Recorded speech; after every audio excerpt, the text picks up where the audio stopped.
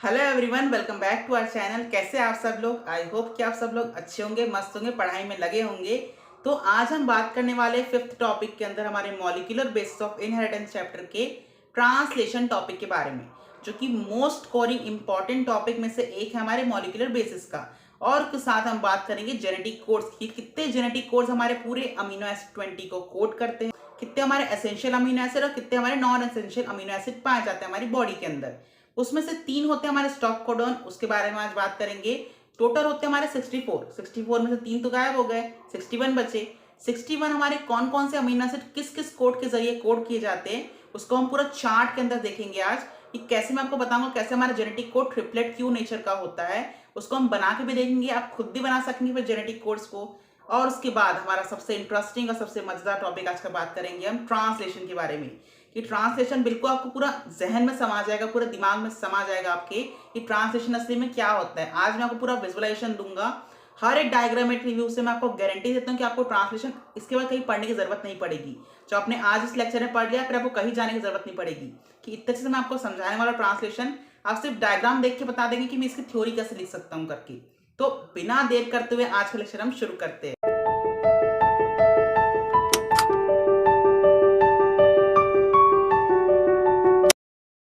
Start करते हैं आज के हमारे फर्स्ट टॉपिक जेनेटिक कोड से। लास्ट लेक्चर में हमने ट्रांसक्रिप्शन के बारे में पढ़ लिया है, रेप्लिकेशन के बारे में पढ़ लिया है।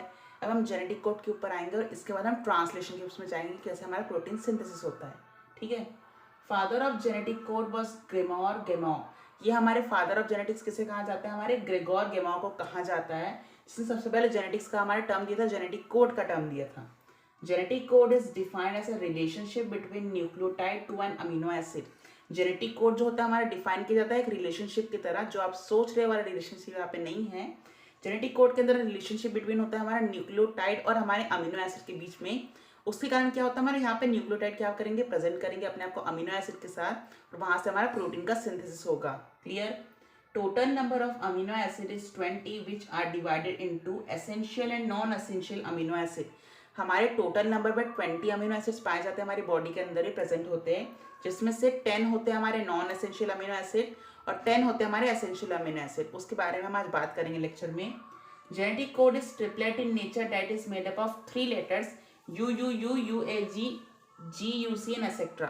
हमारे जितने भी जेनेटिक्स कोड पाए जाते हैं हमारे सारे अमीनो एसिड को कोड करने के लिए, सारे के सारे हमारे ट्रिपलेट नेचर के होते हैं। मतलब कि उसमें 3 अल्फाबेटिक ऑर्डर होते हैं, वो ए बी सी ऐसा नहीं होता, एक स्पेसिफिक उसको टर्म दिया गया है। इसमें एग्जांपल हम बात करेंगे इसी लेक्चर के अंदर आगे। यहाँ मैंने 3 एग्जांपल लिया है, U U U U A G G U C का। यहाँ पे हमारा अमीनो एसिड का ट्रिपलेट कोडन होता है। क्यों होता है ट्रिपलेट ही कोडन क्यों होता है? सिंगल भी रख सकते थे, डबल भी रख सकते थे, फोर्थ भी रख सकते थे, फिर हमने ट्रिपलेट ही क्यों चुना उसके बारे में हम देखेंगे। अब सिंगल टाइप अगर हम अमीनो एसिड चुनते तो उसमें क्या होता देखते हैं, ए टी यू जी। अगर हम इस टाइप के अल्फाबेट को चुनते तो ये हमारे 4 हमारे क्या है, कोडोन है।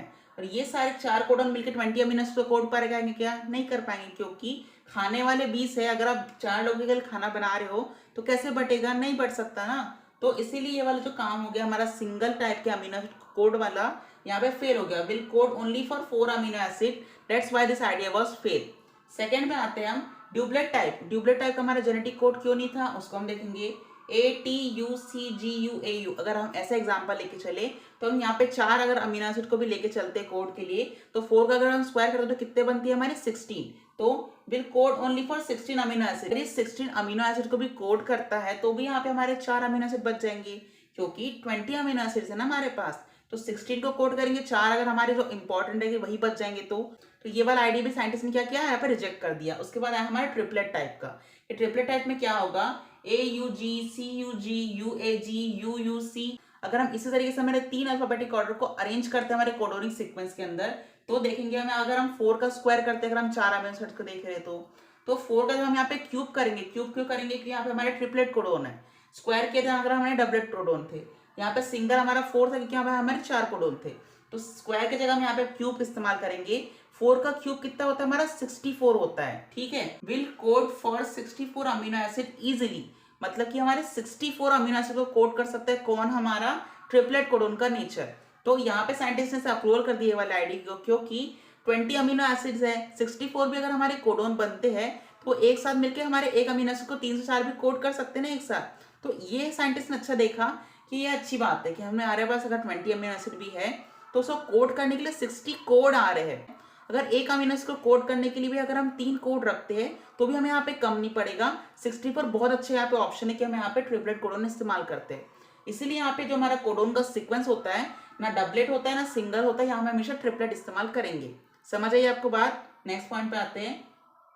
Nirenberg, they synthesized okia, an enzyme of polynucleotide phosphorylase, help to make a triplet genetic code। जो हमारे एक साइंटिस्ट थे नेजरबर्ग करके, उन्होंने सिंथेसाइज किया था एक ओकिया एंजाइम को, जिसके अंदर क्या पाया जा रहा था हमारा पॉलीन्यूक्लियोटाइड फॉस्फोराइलेज एंजाइम। उसके अंदर था हमारा किसके, ओकिया के। ओकिया करके उन्होंने एक टर्म दे दिया गया जिसके वजह से क्या हुआ हमारे यहाँ पे हेल्प हुई ट्रिपलेट जेनेटिक कोड को बनाने के लिए और इन्हें सिंथेसाइज करने के लिए। इसमें टर्म सबसे पहले हमारे दिया था हरगोविंद खुराना ने, जिसके प्रिंसिपल के ऊपर हमारे नेजरबर्ग में काम किया।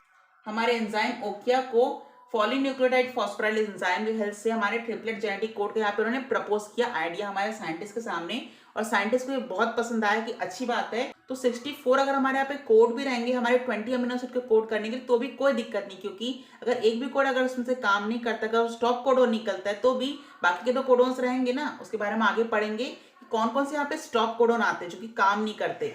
हिंट तो मैंने आपको दे दी ना अभी कि स्टॉप कोडोन भी उसमें होते हैं जो कि काम नहीं करते किसी अमीनो एसिड के ऊपर। उसमें हमारे 3 टाइप के पाए जाते हैं, बट 3 टाइप को जानने के लिए हम आगे का लेक्चर आपको कंटिन्यू देखना पड़ेगा। अब हम बात करेंगे सारे जेनेटिक कोड्स जितने भी हमारे अमीनो एसिड को कोड करने के लिए पाए जाते हैं।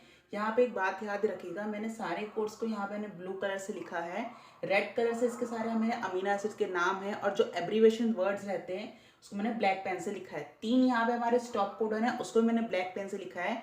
तो अब बात याद रखिएगा कि एब्रीवेशन वाले अमीनो एसिड के नाम अलग है, स्टॉप कोडन के अलग से मैंने यहाँ पे स्टॉप करके उसके सामने लिखा गया जो कोड काम नहीं करते हमारे अमीनो एसिड के लिए। तो ये पूरा हमारा चार्ट रहेगा, उसको कैसे बनाते हैं उसको मैं आपको बताता हूँ। चार्ट कोई भी अल्फाबेटिक ऑर्डर साइंटिस्ट ने चुना, उन्होंने चुना क्या, UCAG। अपने मन से उन्होंने कोई भी अल्फाबेटिक ऑर्डर चुना है यहाँ पे, तो आप भी कोई भी चुन सकते थे। मैंने यहाँ पे जो टेबल में दिया था वही चुना है, UCAG। वही उन्होंने तीनों तरफ लगा दिए कि हमारे कोडोन कैसे होते हैं, ट्रिपलेट होते हैं। इसलिए 1 2 3 यहाँ हमारे 3 पोजीशन रहेगी। ये हमारा फर्स्ट पोजीशन रहेगा, ऊपर वाले हमारी सेकंड पोजीशन आएगी, और तीसरा आ जाएगा हमारा इस साइड का पोजीशन, जिसमें हमारे UCAG हम तीनों तरफ लिखेंगे। इस तरफ भी कॉलम है, यहाँ पे भी पूरा UCAG रहेगा। इसको हम बनाते कैसे, कोड्स कैसे बनते वो देखेंगे हम। सबसे पहले इसको हम इससे मल्टीप्लिकेशन करेंगे, जैसे हम उसमें कर रहे थे ना मोनोहाइब्रिड क्रॉस में, डाईहाइब्रिड क्रॉस में हम मल्टीप्लाई कर रहे थे दोनों के ऊपर और नीचे वाले गैमेट को। डोमिनेंट वाला हमारा मेल का था, डोमिनेंट वाला हमारा फीमेल का था। फीमेल इस रो में आ रही थी, मेल वाले ऊपर रो में आ रहे थे, जबकि दोनों क्रॉस कर रहे थे तब हमें कुछ हाइब्रिड देखने को मिल रहा था।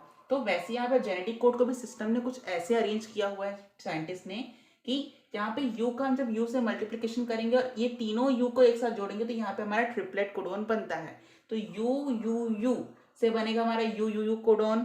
दूसरा आ जाएगा हमारा U U C, U U और सी से हम कोडोन को क्या करेंगे, मल्टीप्लिकेशन करेंगे तो हमारे सेकंड कोडोन आ जाएगा। यू यू ए, तीसरा आ जाएगा हमारा U U A. You U और जी तीनों को मल्टीप्लिकेशन करेंगे तो हमें यू यू जी मिलेगा। तो जब यहाँ पे हमारे 4 कोडोन रेडी हो गए तो उसमें हमारा आ जाएगा अमीनो एसिड, कि यहाँ पे हमारे 2 जो ऊपर के दिख रहे हैं आपका कोडोन, ये हमारे फिनाइल एलिडीन को क्या करते हैं, कोड करते हैं। इसका एब्रिविएशन वर्ड होता है हमारा PHE। बात याद रखिएगा, क्वेश्चन बोर्ड्स में आते हैं कि इस वाले अमीनो एसिड का कोड जो हमारा क्या होगा, या फिर ऐसा पूछ सकता है कि ये वाला अमीनो एसिड का कोड देख के आपको ये वाला अमीनो एसिड का आपको नाम लिखना है।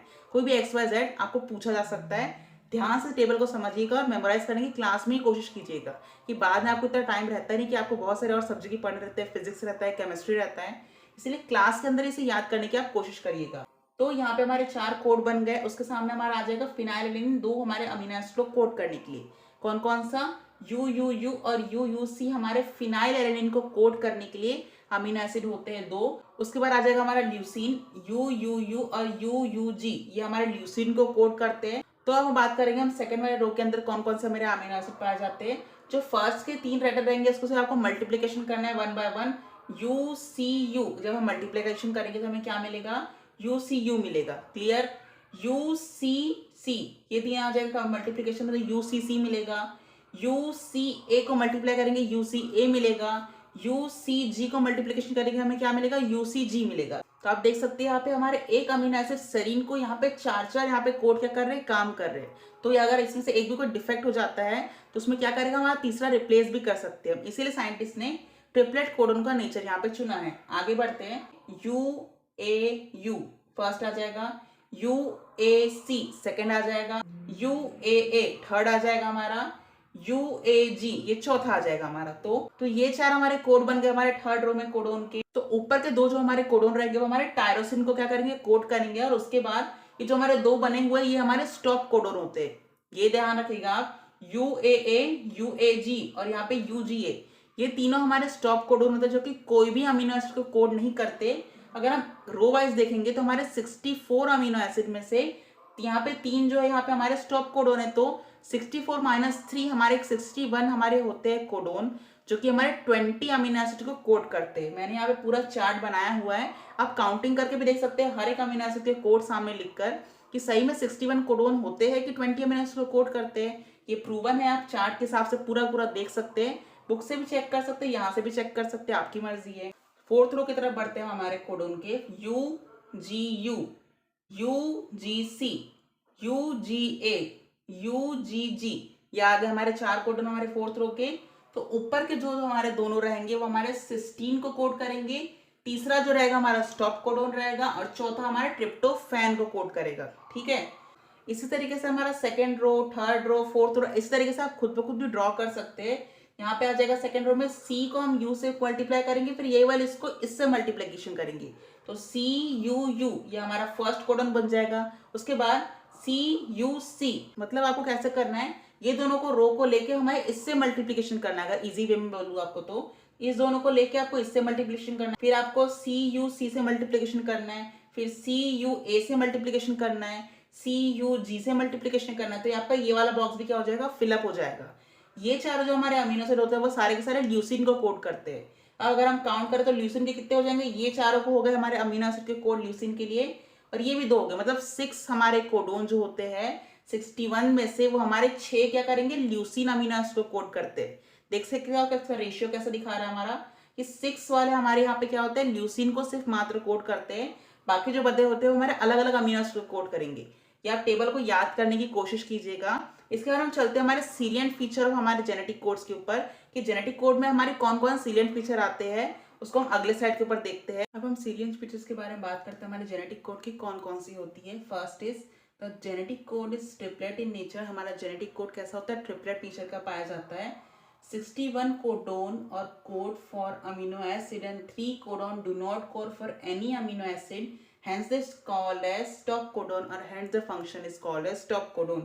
मतलब कि हमारे 64 कोडोन में से हमारे 61 कोडोन क्या करते हैं, कोड करते हैं हमारे 20 अमीनो एसिड्स को, जिसमें से भी हमारे 3 क्या करते हैं, हमारे कोडोन यहाँ पे कोई काम नहीं करते, इसलिए हम इसे नॉन फंक्शनल कोडोन और यहाँ पे हमारे स्टॉप कोडोन कहते हैं कि वो हमारे किसी भी अमीनो एसिड को कोड नहीं करते।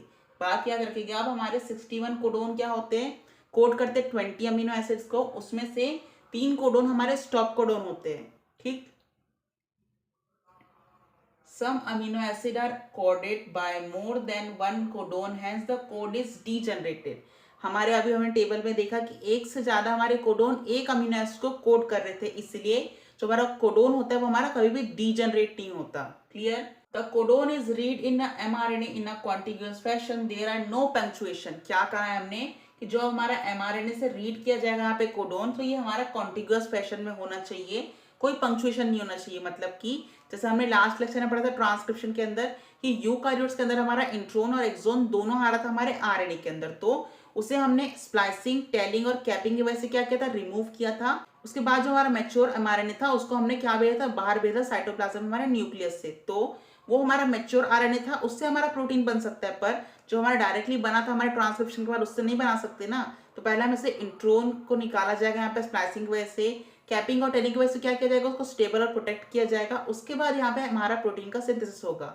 इसीलिए यहाँ पे कोई पंक्चुएशन का मतलब होता है कोई भी गड़बड़ी या इंट्रोन हमारे मैच्योर आरएनए के अंदर नहीं होना चाहिए, कॉन्टिग्यूअस फैशन में हमारा एमआरएनए जुड़ा होना चाहिए। उसी से क्या होगा, जो हमारा एमआरएनए रीड कर पाएगा हमारे कोड्स को, और उससे हमारे राइबोसोम्स क्या बनाएंगे, यहाँ पे कोडोन की वजह से हमारे अमीनो एसिड्स को रिलीज करेंगे। समझ आया आपको बात। The code is nearly universal, हमेशा हमारे जो कोड रहते हैं अधिकतर यूनिवर्सल पाए जाते हैं, मतलब ह्यूमन से लेके हमारे पूरे बैक्टीरियाज के अंदर अगर यू हमारे फिनाइल एलानिन को कोड कर रहा है तो वो सारे ह्यूमन से लेके बैक्टीरिया तक उसी कोडोन से उसी अमीनो एसिड क्या करेगा, कोड करेगा। For example from bacteria to human you would code for the phenylalanine not others, कि हमारा यू हमारा कोडोन है वो हमारा फिनाइल एलानिन को ही कोड करेगा, चाहे वो बैक्टीरिया हो चाहे ह्यूमन या फिर कोई अदर ऑर्गेनिज्म हो। Some exception to this rule has been found in our mitochondrial codon and in some protozoan।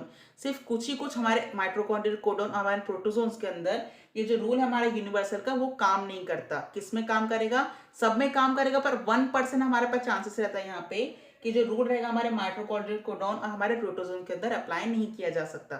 मतलब कि वहाँ पे यू की जगह फिनाइल की जगह कोई और वहाँ पे कोडोन रहेगा जो हमारे फिनाइल अमीनो एसिड को कोड करेगा। यहाँ पे कुछ चेंज रख रहा है, इसीलिए यहाँ पे 1% एक्सेप्शन यहाँ पॉइंट में लिखा गया है।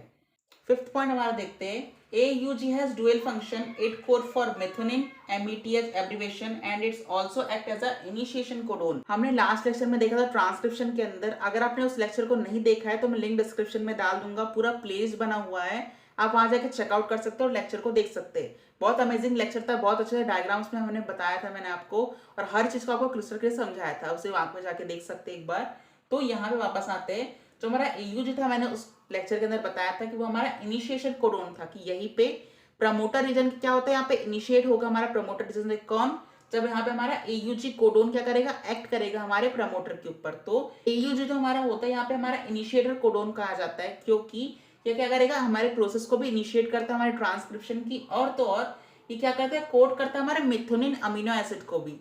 इसीलिए हमारा जो इनिशिएशन कोडोन है और हमारा मिथोनिन को कोड करने वाला कोडोन है AUG, ये हमारा ड्यूअल फंक्शन काम करता है। एक स्पेशल केस है हमारे यहाँ पे कोडोन का AUG में। बात याद रखिएगा, हमारे स्टार्टिंग कोडोन से क्वेश्चंस आते हैं। 6 पॉइंट आ जाएगा हमारा साइलेंट फीचर का, UAA, UAG, UGA, ये जो हमारे तीनों हमारे कोडोन होते हैं ये हमारे स्टॉप और टर्मिनेशन कोडोन होते हैं, जो कि किसी भी अमीनो एसिड को कोड नहीं करते।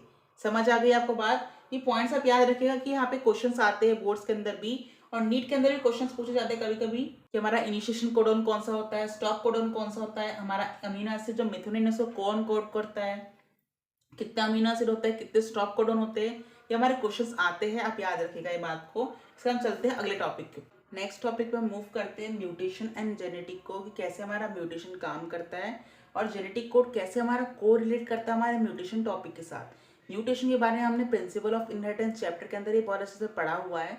अगर आपने उस चैप्टर को मिस कर दिया या फिर देखा नहीं उस लेक्चर को भी, तो मैं प्लेलिस्ट बना हुआ है पूरे चैनल के ऊपर, आप वहाँ जाकर तो चेकआउट कर सकते हैं। तो यहाँ पे हम म्यूटेशन के बारे में थोड़ा और जानते हैं कि म्यूटेशन जेनेटिक कोड से कैसे कोरिलेटेड है। A change in the basic genetic structure of an living organism, मतलब कि अगर कुछ भी हमारे जेनेटिक मेकअप के अंदर कुछ चेंज आता है या DNA के अंदर कुछ चेंज आता है, तो ऑर्गेनिज्म के अंदर हमें क्या देखने को मिलता है, वेरिएशन, कुछ नया देखने को मिलता है, उस टर्म को हम म्यूटेशन कहते हैं।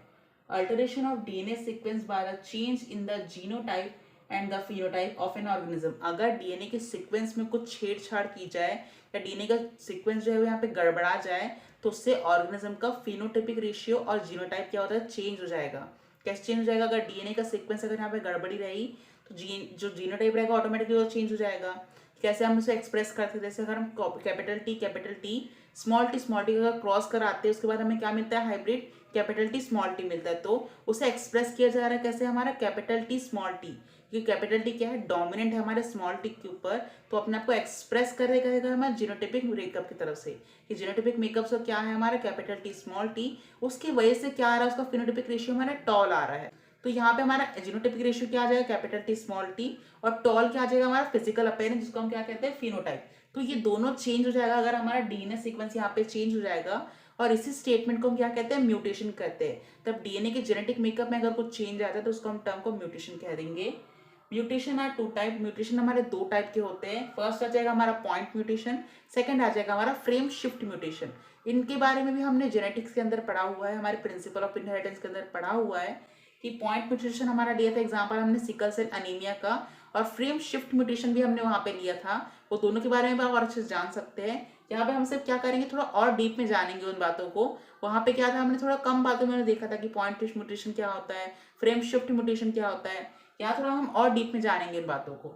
First is point mutation. Mutation change in a single base pair. अगर म्यूटेशन होता है कि सिंगल बेस पेयर के चेंज होने की वजह से, तो वहाँ पे ए था, वहाँ पे यू आ गया, जी को की जगह हमारा सी आ गया, तो उस सिंगल बेस पेयर की चेंज की वजह से जो म्यूटेशन होता है उस पॉइंट पे म्यूटेशन को हम कहते हैं पॉइंट म्यूटेशन। इसका एग्जांपल हम लेते हैं sickle cell anaemia. Sickle cell anaemia में क्या होता है उसको हम देखते हैं।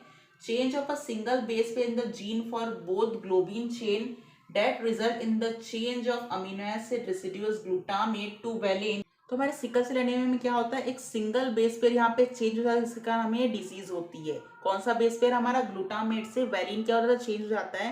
मतलब कि ग्लूटामेट हमारे जो चेन रहती है हमारी पॉलीपेप्टाइड की, उसकी जगह पे वैलिन आ जाता है हमारे अमीनो एसिड में से। तो वहां पे क्या होती है, यहाँ पे चेंज हो गया, एक पॉइंट के ऊपर यहाँ पे म्यूटेशन देखने को मिलता है। इसी टर्म को हम क्या कहते हैं, म्यूटेशन कहते हैं, पॉइंट शिफ्ट म्यूटेशन। तो इसे एग्जांपल आ जाएगा हमारा सिकल सेल एनीमिया। अगर इसको हम देखें जेनेटिक कोड के हिसाब से तो कैसा होगा, consider a statement that is made up of the following word each having 3 letter like a genetic code. हम स्टेटमेंट देखेंगे, इसके अंदर भी हमारे 3 कोड क्या होंगे, यहाँ पे इस्तेमाल किए जाएंगे, इंसर्ट किए जाएंगे हमारे बिल्कुल जेनेटिक कोड ट्रिपलेट कोडोन की तरह। तो यहाँ पे क्या होगा हमारा स्टेटमेंट, फर्स्ट स्टेटमेंट हमारा क्या था, Ram has a red cap, ये हमारा फर्स्ट स्टेटमेंट था। तो इसके अंदर क्या इंसर्ट करेंगे, insert letter B in the between has and red and read the rearrange the sentence. मतलब कि हम हैज और रेड के बीच में क्या करेंगे, बी लेटर इंट्रोड्यूस करेंगे और देखते हैं हमारा क्या आता है, राम हैज प्रे DCAP। तो ये आपको पढ़ने में भी थोड़ा अटपटा लग रहा है, तो इसके बाद हम इसमें 2 लेटर यहाँ पे इंसर्ट करेंगे। Now inserted 2 letter at the same place, मतलब हैज और रेड के बीच में ही हम बी और आई, बाई को क्या करेंगे, जोड़ेंगे। और उसके बाद हम क्या करेंगे, रीअरेंज करके उसको रीड करके देखेंगे। तो क्या आएगा हमारा, राम हैज BIREDCA कैप। मतलब कि यहाँ पे यह भी ढंग से अरेंज नहीं किया जा रहा है, बोलते नहीं आ रहा हमें स्टेटमेंट। तो इसको हम एक और लेटर क्या करते हैं, इंट्रोड्यूस करके देखेंगे। Now inserted 3 letter like a same place that is big, BIG को हम इंसर्ट करेंगे हम लेटर यहाँ पे बीच में स्टेटमेंट में। तब देखते हैं कैसा होता है, राम हैज BIG मतलब बिग रेड कैप। अभी पढ़ा जा रहा है, इसीलिए ट्रिपलेट कोडोन का एग्जांपल हमें म्यूटेशन के अंदर क्यों दिया, हमारे पॉइंट म्यूटेशन के अंदर की यहाँ पे से पॉइंट को क्या करते हैं, यहाँ पे चेंज किया जा रहा है हमारा। तो हमारा पूरा का पूरा यहाँ पे चेंज हो गया हमारा स्टेटमेंट कि राम के पास पहले रेड कैप था। जैसे हम इंसर्ट करते गए कोई नया नया यहाँ पे अमीनो एसिड, तो यहाँ पे क्या बन गया हमारा स्टेटमेंट आखिर में, Ram has a big red cap. मतलब पहले राम के पास सिर्फ रेड कैप थी, उसको हमने जब स्टेटमेंट के इंसर्ट किया, वहां पे नए नए वर्ड्स को जोड़ा गया, तो वहां पे क्या हो गया, राम के पास बड़ी रेड कैप थी। इसी तरीके से एक और आता है हमारा दूसरा म्यूटेशन, जिसमें आ जाएगा हमारा फ्रेम शिफ्ट म्यूटेशन। उसमें हमारा कुछ इंसर्शन या डिलीशन हो जाता है हमारे जीन कहीं से, हमारी जो फ्रेम चल रही है हमारे अमीनो एसिड की, उसमें से अगर कुछ डिलीट हो जाए हमारे जीन, तो उसको हम कहते हैं फ्रेम शिफ्ट म्यूटेशन। उसमें भी हम इसी एग्जांपल को लेके मैं आपको बताऊंगा, देखते हैं उसका अगले स्लाइड के ऊपर। अगर आपको ये समझ आए तो वीडियो को लाइक कीजिएगा। नेक्स्ट म्यूटेशन की हम बात करते हैं फ्रेम शिफ्ट म्यूटेशन की। क्या होता है हमारा फ्रेम शिफ्ट म्यूटेशन, हम वही लास्ट वाले जो एग्जांपल हमने लिया था पॉइंट शिफ्ट म्यूटेशन के अंदर, उसको हम इसके अंदर भी इस्तेमाल करेंगे और देखेंगे कुछ वर्ड को डिलीट करने से शायद अगर यहाँ पे कुछ चेंज देखने को मिलता है कि नहीं मिलता है, उसको हम चेक करेंगे। The same statement is repeat here by deleting RED and 1 by 1 and rearranging a sentence to make a triplet codon. हम एक एक करके यहाँ से क्या डिलीट करेंगे, RED को क्या करेंगे, एक एक करके डिलीट करेंगे और देखेंगे हमारा ट्रिपलेट कोडोन यहाँ पे कैसे हमारा काम करता है और वर्क करेगा। Ram has a red cap, RED को हमने क्या करना है, यहाँ पे धीरे धीरे क्या करना है, रिमूव करना है। तो Ram has a EDCA cap, ऐसे आ जाएगा हमारा। राम हैज DCAP, ये आ जाएगा हमारा लास्ट सेंटेंस। इसके बाद हम पूरा का पूरा यहाँ पे रिमूव करेंगे, तो आखिरी में हमारा सेंटेंस क्या बन जाएगा, ट्रिपलेट कोडोन का, RAM Ram, HAS has, CAP cap. Ram has cap, red हट जाएगा हमारा, उसमें क्या होता है, हम बिग को यहाँ पे इंसर्ट कर रहे थे, Ram has big red cap. यहाँ से हम क्या करेंगे, यहाँ पे रेड को रिमूव कर देंगे, जिसमें आएगा हमारा राम हैज कैप। क्लियर, मतलब कि यहाँ कुछ हमारा चेंज करने से, इंसर्ट करने से और डिलीट करने से अगर हमारे फ्रेम में कुछ यहाँ पे कुछ चेंज आता है, उस टाइप के म्यूटेशन को हम फ्रेम शिफ्ट म्यूटेशन कहते हैं। क्या कंक्लूजन निकाला फिर, from the above exercise is very obvious that insertion or deletion of one or two more bases changes the reading frame from the point of insertion or deletion. However, such mutation are refers to as a frame shift or deletion mutation। मतलब कि हमने क्या conclude किया कि यहाँ पर हमारा insertion या डिलीशन करने से एक या दो बेस पेयर का क्या चेंज आता है, हमारा हमें देखने को मिलता है यहाँ पे एक नया चेंजेस। मतलब कि यहाँ पे फ्रेम में हमें कुछ नया देखने को मिलता है। यहाँ से हमने क्या रिमूव कर दिया, रेड को रिमूव कर दिया। तो पहले क्या था, राम हैज रेड कैप था, अब क्या हो गया, राम हैज कैप हो गया। मतलब राम के पास पहले रेड टोपी थी, अब क्या होगा, राम के पास सिर्फ टोपी है, तो रेड हट गया, कलर के बताने की जरूरत नहीं है यहाँ पे। तो यहाँ से हमारा एक फ्रेम गायब हो गया ना रेड का, तो उसी तरह के म्यूटेशन को हम कहेंगे यहाँ पे म्यूटेशन कौन सा, फ्रेम शिफ्ट वाला। इसी को दूसरे नाम से क्या बुलाते हैं हम, डिलीशन म्यूटेशन।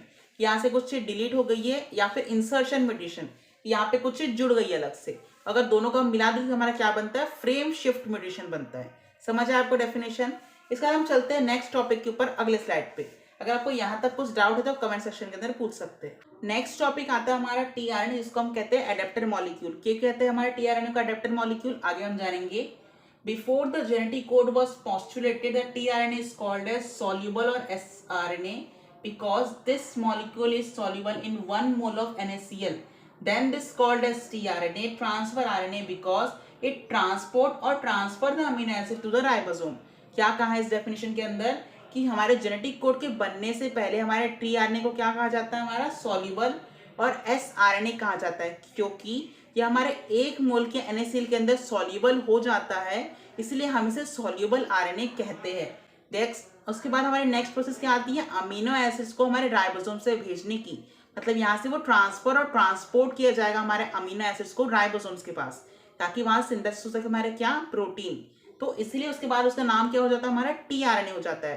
क्यों होता है, क्योंकि यहाँ से वो ट्रांसपोर्ट करेगा हमारे सारे अमीनो एसिड्स को राइबोसोम के ऊपर, राइबोसोम वहां पे बाइंड करेगा उससे, और वहां से हमारा प्रोटीन का सिंथेसिस होगा, इसलिए हम इसे टीआरएनए उसके बाद उसे नाम देते हैं। उसके बाद उसका क्या हो जाता है, फिर से नाम इसका चेंज हो जाएगा हमारे टीआरएनए का एडेप्टर मॉलिक्यूल से। एडेप्टर मॉलिक्यूल क्यों कहेंगे, they can be bind with both amino acid as well as in the RNA. क्यों कहेंगे, क्योंकि जो हमारा एक तरीके से हमारा टीआरएनए रहेगा एमआरएनए से बाइंड होगा, और दूसरे तरफ से हमारा किससे बाइंड होगा, अमीनो एसिड से बाइंड होगा। तो एक तरफ से क्या रहेगा, हमारा एमआरएनए से बाइंड रहेगा, दूसरी तरफ से हमारा अमीनो एसिड से बाइंड रहेगा। तो यहाँ पे जो बीच में हमारा टीआरएनए रहेगा, यहाँ से वो सिग्नल भेजेगा इसके ऊपर कि कौन सा प्रोटीन यहाँ सिंथेसिस करना है हमारे जेनेटिक कोड को रीड करके, ताकि तभी समझ आएगा ना कौन सा अमीनो एसिड यहाँ पे आया है राइबोसोम के ऊपर और कौन सा प्रोटीन यहाँ सिंथेसिस करना है। तो यहाँ पे हमारे क्या करेगा, बीच में अडेप्टर का काम करेगा कि बीच में हो जाएगा दोनों के, यहाँ ऊपर हमारा एमआरएनए रहेगा, नीचे हमारा प्रोटीन रहेगा। मतलब कि कौन से एमआरएनए के ऊपर कौन सा अमीनो एसिड यहाँ पे बाइंड हुआ है और किससे हमारा प्रोटीन का सिंथेसिस करना है। समझ आया आपको। एक और डेफिनेशन यहाँ पे मैंने लिखी है, वो इजिली है इससे। It provide physical interference between amino acid been added to the roving polypeptide chain to the code in the mRNA. मतलब कि वही बताया इसके अंदर भी कि एक पॉलीपेप्टाइड चेन जो हमारी ऊपर बनी होगी पूरी अमीनो एसिड की, और नीचे हमारा रहेगा क्या, एमआरएनए। दोनों के बीच में इंटरफेरेंस में क्या रहेगा, बीच में खड़े रहेगा हमारा टीआरएनए, ऊपर से हमारा क्या रहेंगे, अमीनो एसिड, नीचे से हमारा एमआरएनए। उसको क्या बताएगा, हमारे ये हमारे कोड है, इसको तुम रीड करो कौन कौन से प्रोटीन को यहाँ से प्रोड्यूस कराते हैं। तो इसी का काम रहेगा हमारा एडेप्टर मॉलिक्यूल, किसका, टीआरएनए का। Each tRNA is specific for a particular amino acid. ये बात आपको याद रखनी है, हर एक टीआरएनए क्या रहेगा, स्पेसिफिक रहेगा हमारे एक पर्टिकुलर अमीनो एसिड के लिए। पर पर्टिकुलर अमीनो एसिड के लिए यहाँ पे हमारा टीआरएनए क्या रहेगा, अलग अलग रहेगा, बिल्कुल सेम नहीं रहेगा। सारे टीआरएनए यहाँ पे हमारे अलग अलग रहेंगे। उसको हम डायग्रामेटिक व्यू में और अच्छे से देखेंगे अगले स्लाइड में। A specific tRNA for initiation is called as initiation tRNA. एक स्पेशल हमारे यहाँ पे tRNA पाया जाता है इस प्रोसेस को इनिशिएट करने के लिए, जिसको हम क्या कहते हैं, इनिशिएशन tRNA। और यहाँ पे हमारा कोई भी स्टॉप tRNA नहीं होता। There is a no stop tRNA codon. यहाँ पे कोई भी हमारा tRNA कोडोन स्टॉप करने के लिए से नहीं होता, सिर्फ यहाँ पे हमारा स्पेसिफिक इनिशिएशन tRNA पाया जाता है। तो यहाँ तक आपको क्लियर हुआ कि हमारे tRNA को एडेप्टर मॉलिक्यूल क्यों कहते हैं। नेक्स्ट स्लाइड के ऊपर हम देखते हैं इसी का डायग्राम कि हमारा टीआरएनए का डायग्राम किस तरीके से दिखता है। Clover leaf like structure, inverted L shape दिखेगा, उसको हम अगले स्लाइड के ऊपर देखेंगे। हमारे टीआरएनए का एडेप्टर मॉलिक्यूल जो कि होता है, उसका स्ट्रक्चर कुछ इस तरीके से दिखता है हमारे टीआरएनए का। ये हमारा कैसा 2 डायमेंशन स्ट्रक्चर है, और रियल हमारा 3D स्ट्रक्चर कुछ इस तरीके से दिखता है, जो कि होता है हमारा इन्वर्टेड एल शेप। इसके बारे में हम जानते हैं। The secondary structure of tRNA is a clover leaf like structure. जो हमारा टीआरएनए का स्ट्रक्चर होता है वो हमारा क्लोवर लीफ लाइक स्ट्रक्चर होता है। एक क्लोवर लीफ आती है, हमारी 4 पंखुड़ी वाले पत्ते होते हैं वो, उसी की तरह हमारा टीआरएनए के यहाँ पे स्ट्रक्चर मैंने बनाया है। इसके अंदर हमारे टीआरएनए के 4 लूप पाए जाते हैं, आपको दिख रहा होगा, एक यहाँ पे पाया जाता है, दूसरा, तीसरा और ये चौथा। तो 4 लूप के बारे में हम देखते हैं। फर्स्ट आ जाएगा हमारा अमीनो एसिड एक्सेप्टर, जो कि हमारा ऊपर की तरफ होता है, amino acid acceptor end to which amino acid bound, कि यहाँ पे क्या होगा, हमारे अमीनो एसिड एक्सेप्टर बाउंड के ऊपर यहाँ पे हमारे अमीनो एसिड आके बाइंड करेंगे हमारे टीआरएनए के ऊपर। दूसरा आ जाएगा हमारा एंटी कोडोन लूप और एंटी कोडोप लूप, जो कि इस तरीके से होता है हमारा नीचे टीआरएनए के। कि यहाँ पे जो भी हमारे अमीनो एसिड रहेंगे हमारे कॉम्प्लीमेंट्री बेस पेयर mRNA से, वो यहाँ पे क्या रहेंगे, बाइंड रहेंगे, which has bases complementary for the codon.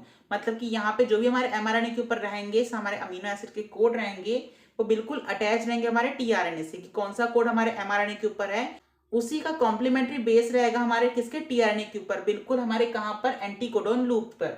तीसरा आ जाएगा हमारा टी लूप, जो कि यहाँ पर होता है, which help in binding to ribosome, ये हमारा बाइंड करता है हमारे राइबोसोम के साथ हमारा tRNA का लूप।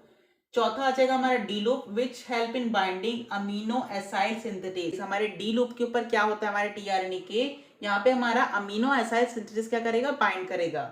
एक और लूप होता है बिल्कुल हमारे पीछे साइड में होता है हमारे tRNA के, जिसको हम कहते हैं वेरिएबल लूप। वो क्या करेगा, इसके यहाँ पे बहुत अच्छा काम है, allows the tRNA to recognize the bind to the appropriate codon on the M strand।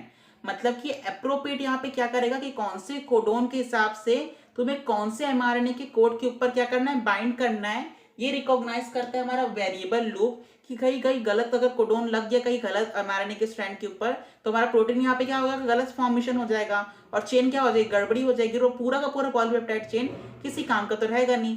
क्योंकि जो हमारा tRNA रहता है क्या रहता है, एकदम परफेक्ट रहता है, कि ये वाले कोडोन जो हमारा ट्रिपलेट है इसी mRNA के स्ट्रैंड के ऊपर ये वाला tRNA हमें लगाना है, कोई दूसरा वहां पे आके लग नहीं सकता, क्योंकि वहां पे दूसरा वहां पे प्रोटीन बन जाएगा ना। तो जो कोडोन रहता है उसी के हिसाब से हमारा mRNA के स्ट्रैंड के ऊपर वही tRNA आके ज्वाइन होता है, कोई दूसरा नहीं होता।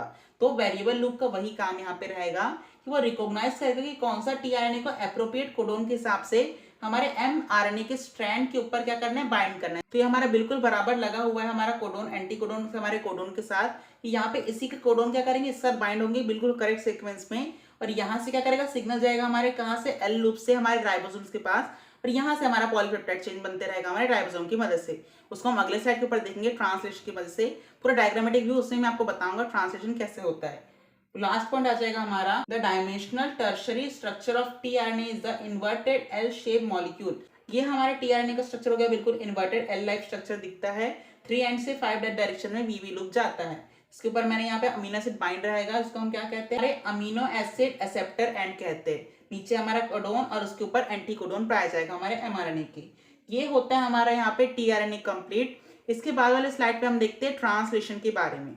अगर आपको यहाँ तक कुछ भी डाउट है तो आप कमेंट सेक्शन में बेझिझक पूछ सकते हैं। अब हम पहुंच गए फाइनली सेंट्रल डोग्मा के लास्ट स्टेप के ऊपर, मतलब कि फर्स्ट हमने पढ़ लिया डीएनए से डीएनए रेप्लिकेशन कैसे बनता है, सेकंड पढ़ लिया डीएनए से हमारा mRNA कैसे बनता है। अब हम लास्ट पढ़ेंगे सेंट्रल डोग्मा के इसमें कि mRNA से हमारा प्रोटीन कैसे बनता है, mRNA से प्रोटीन बनने की प्रोसेस को, उसके अंदर कौन कौन से कोडोन आते हैं, अमीनो एसिड आते हैं, कैसे राइबोसोम जुड़ते हैं और पॉलीपेप्टाइड चेन का फॉर्मेशन करते हैं, सब हम अब ट्रांसलेशन के अंदर जानेंगे, जो कि आज का हमारा लास्ट टॉपिक होगा इस लेक्चर का। ट्रांसलेशन क्या होता है, translation the process of synthesis of protein from mRNA with the help of ribosome held in cytoplasm, this process is known as translation. मतलब कि सिंथेसिस करता है हमारे प्रोटीन का, किससे, हमारे mRNA से हमारे राइबोसोम के साथ। राइबोसोम के साथ मिलकर हमारा mRNA किसका सिंथेसिस करता है, हमारे पॉलीपेप्टाइड चेन और हमारे प्रोटीन का। कहाँ पे होता है हमारा ट्रांसलेशन, ये बात आपको याद रखनी है। It held in a cytoplasm of the cell, cytoplasm रहता है हमारा सेल का, वहाँ पे होता है हमारा ट्रांसलेशन। रेप्लिकेशन कहाँ हो रहा था, हमारे न्यूक्लियस के अंदर हो रहा था, न्यूक्लियस के अंदर ही खत्म हो जा रहा था। ट्रांसक्रिप्शन कहाँ हो रहा था, न्यूक्लियस में हो रहा था, पर उसका जो हमारा mRNA बन रहा था वो साइटोप्लाज्म में जा रहा था। साइटोप्लाज्म में होगा हमारे यहाँ ट्रांसलेशन, ये साइटोप्लाज्म में ही होगा, साइटोप्लाज्म में ही खत्म हो जाएगा। ठीक है, तीनों की प्रोसेस मैंने आपको बता दी कहाँ पे होती है, कहाँ कहाँ पे पाए जाते हैं। तो हमारा जो रेप्लिकेशन, ट्रांसक्रिप्शन और ट्रांसलेशन होता है वो किस किस डायरेक्शन में पाया जाता है, ये आपको बात याद रखनी है। तो रेप्लिकेशन होता है हमारा डीएनए के एक टेम्पलेट स्ट्रैंड के 5' to 3' डायरेक्शन के अंदर। ट्रांसक्रिप्शन होता है हमारे 3' to 5' डायरेक्शन के अंदर, और 5' to 3' हमारे mRNA के स्ट्रैंड के ऊपर हमारा क्या होता है, ट्रांसलेशन यहाँ पे पाया जाता है। तीनों पॉइंट मैंने बता दिया आपको, जो जो इंपॉर्टेंट था अभी तक हमने पढ़ा था। अब हम आगे बढ़ते हैं ट्रांसलेशन टॉपिक के अंदर। तो जैसे हमने ट्रांसक्रिप्शन में पढ़ा था, हमारी ट्रांसक्रिप्शन एक यूनिट थी जिसके ऊपर हमारे डीएनए के स्ट्रैंड से हमारा ट्रांसक्रिप्शन हो रहा था और वहां से हमें mRNA मिल रहा था। तो यहाँ पे हमारी ट्रांसलेशन यूनिट होती है, जिसके कारण हमें क्या मिलता है, पॉलीपेप्टाइड चेन, और यहाँ पे हमारा प्रोटीन का सिंथेसिस होता है। तो उसके बारे में हम देखते हैं। Translation unit on mRNA 5th end to 3rd end direction, 5 end से 3rd एंड डायरेक्शन के ऊपर हमारे mRNA की ट्रांसलेशन प्रोसेस की जाती है। ट्रांसलेशन यूनिट के अंदर हमारी 4 प्रोसेस आती है। फर्स्ट आ जाएगा हमारा स्टार्टिंग कोडोन, जिसको हम क्या कहते हैं AUG, अब तो आप इतने फैमिलियर हो गए होंगे हमारे कोडोन से कि AUG हमारा क्या होता है, स्टार्टिंग कोडोन और इनिशिएशन कोडोन, जिसको हमारा कोड कौन करता है और मिथुनिन कोड करता है। इसका डुअल फंक्शन होता है, हमने पढ़ा था जेनेटिक कोड के अंदर। इस स्टार्टिंग कोडोन इनिशिएशन कोडोन भी होगा और मिथुनिन अमीनो एसिड को ये कोड भी करेगा। Region code for a polypeptide chain, मतलब कि यहाँ पे हमारा क्या बनेगा, पॉलीपेप्टाइड चेन यहाँ पे हमारी फॉर्मेशन होगी, जिससे हमारा प्रोटीन का यहाँ सिंथेसिस होगा। टीआरएनए में देखा था हमने, टीआरएनए इसके ऊपर बाइंड करते जाएगा और यहाँ से हमारी क्या बनती जाएगी, पॉलीपेप्टाइड चेन बनती जाएगी हमारे एमआरएनए के ऊपर। तीसरा आ जाएगा प्रोसेस हमारा स्टॉप कोडोन। स्टॉप कोडोन कौन कौन से होते हैं, यूएए, यूएजी, यूजीए, यूएए, यूएजी, यूजीए, ये हमारे कौन से होते हैं, हमारे स्टॉप कोडोन होते हैं। ये भी हमने जेनेटिक कोड के अंदर पढ़ा था। चौथा आ जाएगा हमारा अनट्रांसलेटेड रीजन। अनट्रांसलेटेड रीजन के ऊपर हमारा कोई भी कोडोन, कोई भी यहाँ पे सीक्वेंस नहीं पाया जाएगा। ये बिल्कुल हमारे इंट्रोन की तरह है कि वो भी आप क्या था, सिर्फ जगह घेर रहा था, कोई भी वहाँ पे हमारा कोडिंग नहीं हो रही थी, मतलब इंट्रोन को हमने निकाला था ना स्प्लाइसिंग की जगह पे। तो यहाँ पे हमारा अनट्रांसलेटेड रीजन रहेगा। आप देख भी सकते हैं, नाम भी उसका वैसे ही है, अनट्रांसलेटेड, मतलब यहाँ पे कोई भी ट्रांसलेशन रीजन नहीं होगा। तो ये हमारे 5' और 3' डायरेक्शन के अंदर बहुत सारी जगह पे पाया जाता है। बेसिकली शुरुआत और आखिर में हमारा यूटीआर पाया जाता है हमारे किसके, एमआरएनए के ऊपर। तो इसमें हमारा 3' और 5' के ऊपर हमारा यूटीआर पाया जाता है, स्टार्टिंग में और एंड में। क्लियर, जहाँ पे कोई भी हमारा ट्रांसलेशन नहीं पाया जाता। Not help in synthesis of polypeptide chain, ये हमारा पॉलीपेप्टाइड चेन के अंदर कोई भी प्रोटीन को कोड करने में अमीनो एसिड के जरिए ये भी नहीं आता है हमारे किसी काम, मतलब स्टॉप कोडन का दूसरा भाई समझ लीजिए आप, यहाँ पे कोई वो काम नहीं करे। दोनों हमारे हाथ पे क्या क्या काम करेगा, स्टार्टिंग कोडन काम करेगा, यहाँ पे हमारी पॉलीपेप्टाइड चेन कहाँ बनेगी, इस वाले एमआरएनए के ऊपर, स्ट्रक्चर के ऊपर। ठीक समझ आया आपको, चारों प्रोसेस हमारी ट्रांसक्रिप्शन यूनिट की। अब इस डायग्राम पे अगर हम देखें तो 5' और 3' डायरेक्शन के ऊपर हमारा एमआरएनए होता है। कुछ कुछ जगह पे हमारे क्या रहेंगे, यहाँ पे हमारे कोड रहेंगे, तो इससे हमारा एंटी कोड टीआरएनए जुड़ेगा और एंटी कोड से हमारे यहाँ से क्या बनाएगा, पॉलीपेप्टाइड चेन को बनाएगा। यहाँ पे हमारे यूटीआर पाया जा रहा है हमारे दोनों रीजन के ऊपर, 5' और 3' दोनों डायरेक्शंस में। समझ है आपको स्ट्रक्चर यूनिट का क्या क्या प्रोसेस होती है और कैसे स्ट्रक्चर में हमारा एमआरएनए के बनता है। उसके बाद हम चलते हैं राइबोसोम के ऊपर, जिसका मेन रोल ये प्ले करता है हमारे ट्रांसलेशन के अंदर, इसकी वजह से हमारा ट्रांसलेशन काम करता है। तो इसी के बारे में हम राइबोसोम के बारे में अच्छे से बात करते हैं हम। राइबोसोम इज कंसिस्ट ऑफ 2 सब यूनिट, लार्जर और स्मॉलर। राइबोसोम के पास हमारी एक लार्जर और एक स्मॉलर सब यूनिट पाई जाती है। In prokaryote mRNA does not have any capping और टेलिंग प्रोसेस। हमने देखा था हमारे प्रोकैरियोट्स के अंदर कैपिंग और टेलिंग नहीं पाई जा रही थी, उसमें सिर्फ हमें क्या मिला था, नेचुरल आरएनए मिला था, इसके अंदर पूरा का पूरा हमारा एक्सोन था। तो अब एक्सोन रहेगा तो हमें कैपिंग और टेलिंग की जरूरत ही क्या होगी, तो यहाँ पे वो दोनों प्रोसेस हमारे यहाँ पे नहीं होती। और जो हमारा प्रोकैरियोट का यहाँ पे प्रोसेस किया जाता है राइबोसोम का, it's ribosome unit is 70S। 70S मतलब क्या होता है, मतलब कि यहाँ पे जो हमारा लार्जर सब यूनिट है, हमारा स्मॉलर सब यूनिट है, वो कितने फोर्स से, कितनी सेंट्रिफिकेशन प्रोसेस से हमारे एक साथ जुड़ रहे हैं और एक कॉम्प्लेक्स यहाँ पे प्रोटीन बना रहे, इसको हम क्या कहते हैं, राइबोसोम।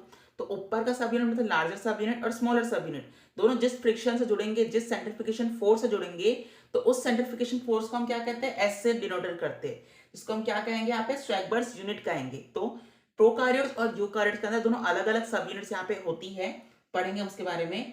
70S की हमारे राइबोसोम की यूनिट होती है हमारे यूप्रोकैरियोट्स के अंदर, और इसमें से भी वेयर 50S फॉर लार्जर सब unit and 30S for smaller सब unit, hence S is a svedberg unit.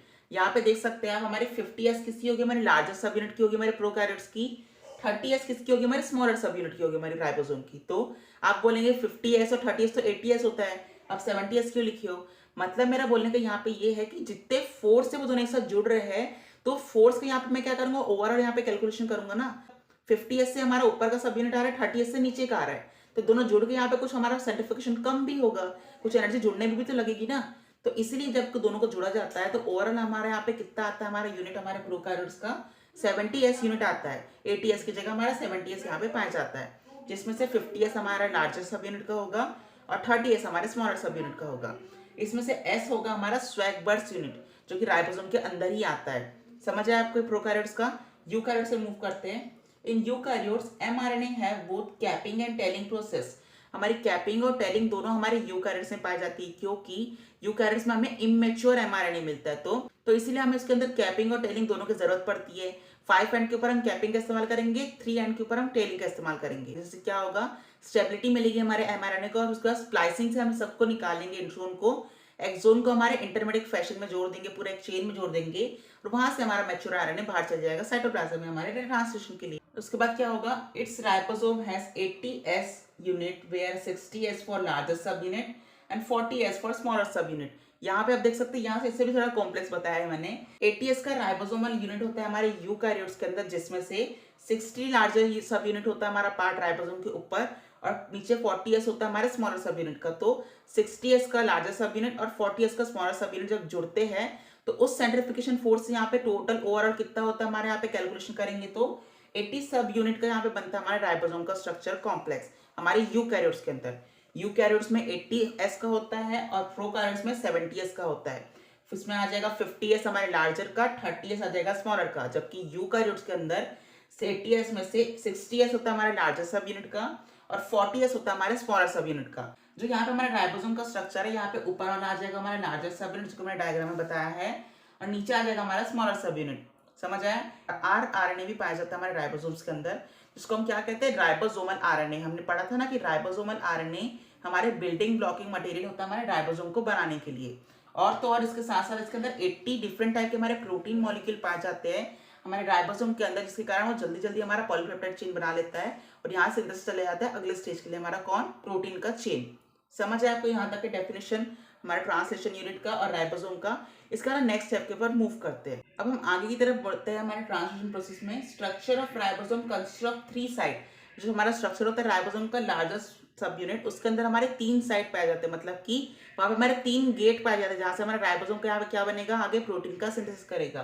तो यहाँ पे होते हैं हमारा ए साइड होता है, दूसरा पी साइड होता है और तीसरा ई साइड होता है। इसका डायरेक्शन आप याद रखिएगा, ए साइड सबसे उस तरफ होगा हमारे लेफ्ट साइड में, बीच में हमारा पी साइड होगा और राइट साइड में हमारा ई साइड होगा। तो ऊपर लार्जर सब यूनिट में 3 साइड हमारे पाए जाते हैं, स्मॉलर साइड में कुछ नहीं पाया जाता हमारे राइबोसोम की। इसके बारे में देखते हैं हम। A site consist of entry of a new tRNA. वहां पे हमारे नए नए टीआरएनए क्या करेंगे, जुड़ते जाएंगे हमारे अमीनो एसिड के साथ। और पी साइड पे क्या होगा, हमारे has tRNA containing the growing polypeptide chain. यहाँ पे जो हमारा टीआरएनए जुड़ते जाएगा हमारे किसके ऊपर, ए साइड के ऊपर, वो यहाँ से क्या करेगा, अमीनो एसिड की यहाँ पे चेन बनती जाएगी हमारे पी साइड के ऊपर से। ई साइड में क्या होगा, through which a tRNA molecule after deliver of amino acid exits from the ribosome. मतलब कि जैसे पॉलीपेप्टाइड चेन का हमारे पी साइड पे फॉर्मेशन हुआ तो टीआरएनए का काम खत्म हो गया, पॉलीपेप्टाइड चेन का अमीनो एसिड दे दिया ना, तो कोड करने के बाद वो वहां से रिलीज कहाँ से होगा, हमारे ई साइड से रिलीज होगा। ई का मतलब समझ लीजिए आप एक्सिट, पी का मतलब समझ लीजिए यहाँ पे प्रोटीन हो रहा है, यहाँ पे प्रोसेसिंग हो रहा है कुछ, और ए का मतलब यहाँ से हमारी एंट्री हो रही है हमारी टीआरएनए की। ऐसे आप आराम से याद कर सकते हैं कि ए साइड के ऊपर हमारी एंट्री हो रही है हमारे टीआरएनए की, पी साइड पे क्या हो रहा है, हमारी प्रोसेसिंग हो रही है हमारे प्रोटीन की, और एक्स ई साइड से क्या हो रहा है, हमारा एक्सिट हो रहा है हमारा टीआरएनए। ये बहुत ईजी तरीका है हमारे एपीई गेट को याद करने का। तो प्रोसेस ऑफ ट्रांसलेशन भी हमारे प्रोसेस ऑफ ट्रांसक्रिप्शन की तरह ही होती है। इसके अंदर भी हमारे 3 प्रोसेस आएंगी। कौन कौन से, इनिशिएशन आएगा, चेन इलोंगेशन आएगा और टर्मिनेशन आएगा। तो फर्स्ट स्टेप के बारे में मूव करते हैं हमारे इनिशिएशन का, एक्टिवेशन ऑफ एमिनो एसिड। इसमें क्या होगा देखते हैं। Activate the amino acid for the process of translation. यहाँ पे हमारे अमीनो एसिड को एक्टिवेट किया जाएगा हमारे ट्रांसलेशन प्रोसेस के लिए। ट्रांसक्रिप्शन के अंदर भी हमारे ऐसे होता है, हम न्यूक्लियोटाइड हमारे राइबो न्यूक्लियोटाइड को क्या कर रहे थे, एक्टिवेट कर रहे थे ताकि वहां से हमें एमआरएनए मिल सके। तो यहाँ पे हम क्या करेंगे, अमीनो एसिड्स को एक्टिवेट करेंगे ताकि हमें यहाँ पे क्या मिल सके, पॉलीपेप्टाइड चेन मिल सके हमारे ट्रांसलेशन प्रोसेस के अंदर। तो अगर हम डायग्रामेटिक व्यू देखेंगे तो कैसे देखेंगे हम इस प्रोसेस का। तो ये हमारे अमीनो एसिड है जो कि हमारे फ्रीली फॉर्म कर रहे हैं, फ्रीली मूव कर रहे हैं हमारे साइटोप्लाज्म के अंदर। इसके साथ कुछ हमारे साइटोप्लाज्म के अंदर हमारे एटीपी मॉलिक्यूल्स भी है। उसके साथ आएगा हमारा ट्रांसलेशन के लिए एंजाइम, कौन सा वाला, हमारा अमीनो एसाइल टीआरएनए सिंथेटेज। ये हमने टीआरएनए के अंदर भी देखा था कि डी लूप के ऊपर हमारी बाइंडिंग साइट थी हमारे किसकी, अमीनो एसाइल सिंथेसेस प्रोटीन की। तो वही यहाँ पे आएगा हमारा enzyme amino acyl tRNA synthetase. तो ये एंजाइम जो है हमारा एटीपी और अमीनो एसिड के साथ बाइंड करेगा, ठीक है, हमारे साइटोप्लाज्म के अंदर। Enzyme amino acyl tRNA syntheses क्या करेगा, बाइंड करेगा with the help of ATP. ATP के साथ मिलकर हमारा अमीनो एसिटाइल सिंथेसेस बाइंड करेगा हमारे अमीनो एसिड के साथ, कॉम्प्लेक्स बनाएगा यहाँ पे हमारे ट्रांसलेशन प्रोसेस के अंदर। Here if with the amino acid is join with the enzyme complex presence of ATP. मतलब कि यहाँ पे अमीनो एसिड क्या करेगा, ज्वाइन करेगा एंजाइम कौन से, हमारे अमीनो एसाइल टीआरएनए सिंथेटेज के साथ, जो कि कॉम्प्लेक्स प्रोटीन यहाँ पे बनाएगा और उसके प्रेजेंस में रहेगा, हमारा एटीपी के प्रेजेंस में रहेगा। दोनों एक साथ ज्वाइन करेंगे और प्रोटीन कॉम्प्लेक्स बनाएंगे। उसके बाद after that ATPs 2 phosphate group are released from here, then the complex with the 1 group of phosphate or adenomyocynin phosphate। मतलब कि जैसे ही हमारा यहाँ पे आफ्टर द एटीपी ज्वाइन होगा हमारे कॉम्प्लेक्स प्रोटीन के, अमीनो एसिड और एंजाइम हमारे कौन सा, एडिनोसाइनिन टीआरएनए सिंथेटेज के साथ। तो जैसे ही वो ज्वाइनिंग होगी हमारे कॉम्प्लेक्स प्रोटीन के अंदर, तो एटीपी के अंदर कितने होते हैं, 3 फॉस्फेट ग्रुप होते हैं, तभी तो बोलते हैं ना इसे हम एडिनोसाइनिन ट्राइफॉस्फेट, ट्राई का मतलब तीन, तीन फॉस्फेट ग्रुप रहेंगे हमारे एडिनोसाइनिन एटीपी के ऊपर। तो जैसे ही वो उससे ज्वाइन होगा तो वहां से हमारे दो एटीपी के जो मॉलिक्यूल रहेंगे फॉस्फेट ग्रुप के वहां से रिलीज हो जाएंगे और हमारा यहाँ पे क्या बच जाएगा, एडिनोसाइनिन मोनोफॉस्फेट, मोनो मतलब एक सिंगल फॉस्फेट ग्रुप। वही लिखा मैंने आगे रिएक्शन के अंदर भी। अमीनो एसिड क्या करेंगे, बाइंड करेंगे एटीपी के साथ। एटीपी के साथ बाइंड किससे करेंगे, हमारे कौन सा enzyme, amino acetyl tRNA synthetase के साथ। तो यहाँ पे बन गया हमारे कॉम्प्लेक्स स्ट्रक्चर। तो जैसे ही आगे जाएगी प्रोसेस हमारी अमीनो एसिटाइल सिंथेटेज की वजह से आगे जाएगी, तो इसमें क्या बचेगा, हमारा अमीनो एसिड तो रहेगा ही रहेगा, पर इसके साथ साथ एक हमारा रहेगा यहाँ पे एएमपी मॉलिक्यूल। एएमपी मॉलिक्यूल मतलब एडिनोसाइनिन मोनोफॉस्फेट, एक मॉलिक्यूल बच गया हमारे फॉस्फेट ग्रुप का, तो इसको हम लिखते हैं AMP enzyme with the complex protein of to release of phosphate group. यहाँ से हमारे दो फॉस्फेट ग्रुप को हम रिलीज कर देंगे एंजाइम में और यहाँ पे बन जाएगा हमारा एएमपी एंजाइम कॉम्प्लेक्स, किसके साथ, हमारे अमीनो एसिड के साथ। समझ आया आपको यहाँ पे। अब यहाँ पे क्या हो गया, हमारा एक्टिवेट हो गया हमारा अमीनो एसिड, किसके लिए, हमारे ट्रांसलेशन प्रोसेस के लिए, हमारे इनिशिएशन के लिए हमारे यहाँ पे क्या हो गया, अमीनो एसिड एक्टिवेट हो गया है। नेक्स्ट स्टेप पे हम देखते हैं इसके बाद क्या होता है अगले स्लाइड के ऊपर। अगर आपको यहाँ तक कुछ डाउट है तो कमेंट सेक्शन में पूछ सकते हैं। तो हमारा सेकंड स्टेप क्या होता है, हमारा इनिशिएशन का transfer of amino acid to the tRNA. हमारे अमीनो एसिड जो यहाँ पे कॉम्प्लेक्स था उसको हम हमारे टीआरएनए के ऊपर भेजेंगे। कैसे भेजेंगे वो देखते हैं। After activation of amino acid the enzyme complex amino acid AMP enzyme जो कि था हमारा adenosine monophosphate enzyme is bind with tRNA molecule. अब क्या करेंगे, जो हमारा अमीनो एसिड का कॉम्प्लेक्स प्रोटीन था, हमारा कौन सा amino acid adenosine monophosphate enzyme complex हो जाके बाइंड हो जाएगा हमारे टीआरएनए के साथ। उसके बाद क्या करेंगे हम, amino acid is bind with the AMP enzyme complex with the tRNA. ये कॉम्प्लेक्स पूरा हमारा टीआरएनए के साथ जुड़ गया। उसके बाद जब बस ये एंजाइम यहाँ पे जुड़ेगा टीआरएनए के साथ, तो यहाँ पे क्या करेंगे हम, अमीनो एसिड और टीआरएनए यहाँ पे बाइंड रहेगा, पर यहाँ से रिलीज हो जाएगा कौन सा, हमारा एएमपी एंजाइम। कि वो कहेगा यहाँ पे कि जैसे हमारे टीआरएनए के साथ हमारे अमीनो एसिड जुड़ जाएगा हमारे एंजाइम कॉम्प्लेक्स के साथ, तो यहाँ पर से हमारा एडिनोसाइनिन मोनोफॉस्फेट एंजाइम हट जाएगा, रिलीज हो जाएगा और यहाँ पे सिर्फ बच जाएगा हमारा अमीनो एसिड और टीआरएनए। तो अब जैसे अमीनो एसिड हमारे टीआरएनए से जुड़ गया है तो यहाँ पे क्या हो जाएगा, चार्जिंग हो जाएगी हमारे टीआरएनए की और रेडी हो जाएगा वो हमारे इलॉन्गेशन, चेन इलॉन्गेशन प्रोसेस के लिए, जो कि हमारा नेक्स्ट स्टेप होगा हमारे किसका, ट्रांसलेशन प्रोसेस का। तो जैसे यहाँ पे टीआरएनए क्या हो जाएगा, चार्ज हो जाएगा, तो यहाँ से वो डायरेक्टली पहुंच जाएगा कहाँ पे, हमारे एमआरएनए के सीक्वेंस के ऊपर, और वहां से हमारी पॉलीपेप्टाइड चेन की यहाँ पे फॉर्मेशन हो जाएगी, जो कि हमारा अगला स्टेप है चेन इलॉन्गेशन का। Now the tRNA charge and go to ribosome and will form the polypeptide chain. अब जो हमारा टीआरएनए चार्ज हो गया है वो हमारे एमआरएनए के ऊपर जाएगा, हमारे राइबोसोम के साथ अटैच करेगा और वहां पे क्या होगा, हमारी पॉलीपेप्टाइड चेन यहाँ पे फॉर्मेशन होती रहेगी, जो कि हमारे प्रोटीन का सिंथेसिस करेगा। कुछ इस तरीके से हमारा टीआरएनए होता है जिसके ऊपर हमारा कॉम्प्लेक्स जुड़ेगा। अब जैसे ही वो कॉम्प्लेक्स जुड़ गया, अब यहाँ से क्या हट गया, हमारा ईएमपी हट गया। ईएमपी हट गया तो क्या बच गया, यहाँ पे हमारा अमीनो एसिड को मैंने क्या कैपिटल ए कैपिटल से डिनोट किया, जो कि हमारा टीआरएनए से जुड़ेगा और बन गया है हमारा चार्ज आरएनए, जिसको हमारा टीआरएनए चार्जिंग कहते हैं। इसके बाद वो हमारा टीआरएनए चार्ज वाला हमारा एमआरएनए के पास जाएगा, वहां से हमारा प्रोटीन की पॉलीपेप्टाइड की चेन बनाएगा, जो कि हम अगले स्टेप पे पढ़ते हैं, हमारा चेन इलॉन्गेशन। आई होप कि आपको यहाँ तक सब कुछ समझ आ रहा होगा। अगर आपको कहीं पे स्टेप पे डाउट है तो कमेंट सेक्शन में पूछ सकते हैं। नेक्स्ट स्टेप आता है हमारे ट्रांसलेशन प्रोसेस का, चेन इलॉन्गेशन और इलॉन्गेशन प्रोसेस। कि यहाँ पे क्या होगा, हमारी चेन बनती जाएगी हमारी पॉलीपेप्टाइड अमीनो एसिड्स की। तो देखते क्या होगा। सबसे पहले ये हमारा एमआरएनए रहेगा, जो हमने पहले पढ़ा है एमआरएनए कैसे दिखता है हमारे ट्रांसक्रिप्शन यूनिट के अंदर, कैसे बनता है उसको भी हमने देख लिया। तो यहाँ पे मैं एमआरएनए को लूंगा जो कि हमारे यूकैरियोट्स का रहेगा, जिसके अंदर इंट्रोन और एक्सोन दोनों प्रेजेंट रहेगा। तो इसीलिए हम इसे हटाने के लिए और हमारे एमआरएनए को फंक्शन बनाने के लिए यहाँ पे हमारे फिफ्थ एंड के ऊपर कैपिंग का इस्तेमाल करेंगे प्रोसेस, और टेलिंग का इस्तेमाल करेंगे हमारे थर्ड एंड के ऊपर का। समझ आ गया आपको। तो यहाँ पे टेलिंग आ गया, यहाँ पे कैपिंग आ गया। अब जो हमारे एमआरएनए यहाँ सारे इंट्रोन हटते जाएंगे और स्प्लाइसिंग की वजह से हम क्या कर देंगे, उसे कंसिक्वेंट मैनर में के अंदर जोड़ देंगे हमारे एमआरएनए को और उसको भेज देंगे हमारे साइटोप्लाज्म में, हमारे किसके लिए, ट्रांसलेशन प्रोसेस चेन इलॉन्गेशन के लिए। तो इसके पहले हमने देख लिया कैसे एक्टिवेट करते हैं हमारे टीआरएनए को। चार्ज हो गया हमारा टीआरएनए, तो अब वो हमारे टीआरएनए जो चार्ज हो चुका है वो आएगा हमारे इस एमआरएनए के ऊपर और यहाँ से क्या करेगा, हमारी पॉलीपेप्टाइड चेन का फॉर्मेशन करेगा हमारे राइबोसोम की सब यूनिट्स के साथ मिलकर।